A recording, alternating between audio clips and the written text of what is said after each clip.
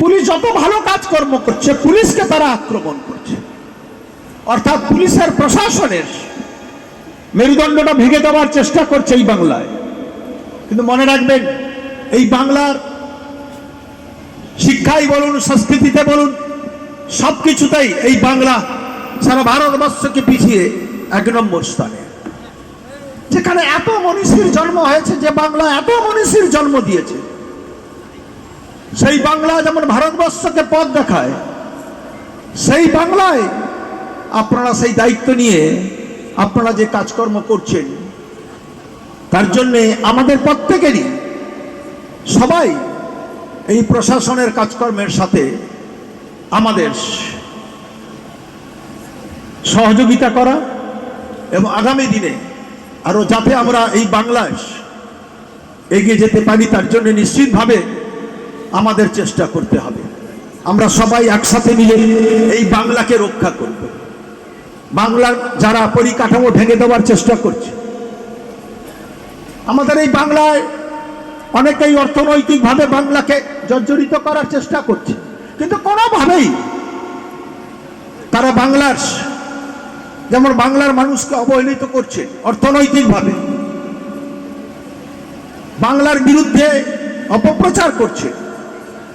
আমরা সর্বতভাবে মুখ্যমন্ত্রীর নেতৃত্বে সর্বতই এই বাংলায় আপনাদের সহযোগিতা নিয়ে, আপনারা সবাই এই বাংলার মানুষ, আপনাদের কর্মজীবন বাদেও আর একটি জীবন আছে, যে জীবনে এই বাংলাকে রক্ষা করার দায়িত্ব আপনাদেরই। আমাদের প্রত্যেকেরই দায়িত্ব এই বাংলাকে রক্ষা করার। তার জন্য আমরা সবাই সম্মিলিতভাবে আমাদের এগিয়ে আসতে হবে, যাতে এই বাংলার উপর কেউ আঘাত না করতে পারে। বাংলা সব দিক থেকে এগিয়ে, তাই বাংলায়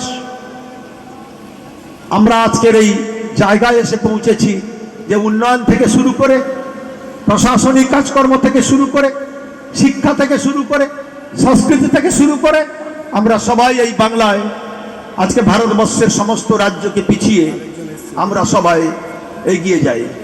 বাংলা ভাষা নিয়ে যারা কটূক্তি করে, বাঙালি সম্পর্কে যারা কটূক্তি করে, তাদের মনে রাখা দরকার 5000 বছর আগেও এই বাংলা ভাষার এবং এই বাংলা ভাষা সারা পৃথিবীর মানুষ, লক্ষ লক্ষ কোটি কোটি মানুষ এই বাংলা ভাষাকে নিয়ে তারা আঁকড়ে থাকেন।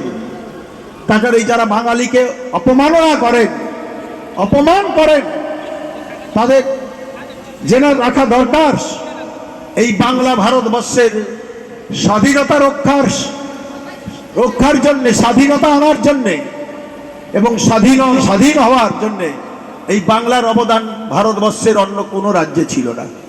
তার এই বাংলা সব দিক থেকে এগিয়ে আসুন, আমরা সবাই মিলে আমরা এগিয়ে যাই।